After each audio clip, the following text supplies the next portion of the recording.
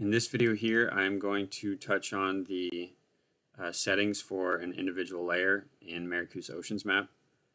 So let's say the user cares about wave height in the Chesapeake.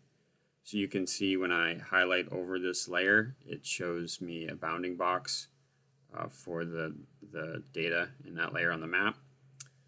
So if I turn that layer on, you can see it populates the data in that area. The magnifying glass here will zoom the extents of the view in OceansMap to the bounding box of that layer. The I button here is an info button, and this will tell you more about what the layer is, where the data comes from.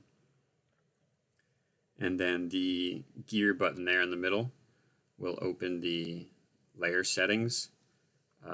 So we have layer opacity, the style, the color palette, the color range with an auto scale feature, and a slider feature.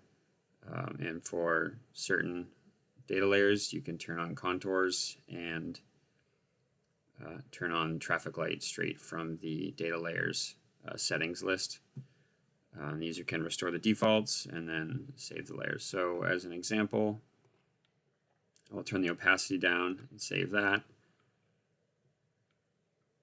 And you see the opacity change on the map.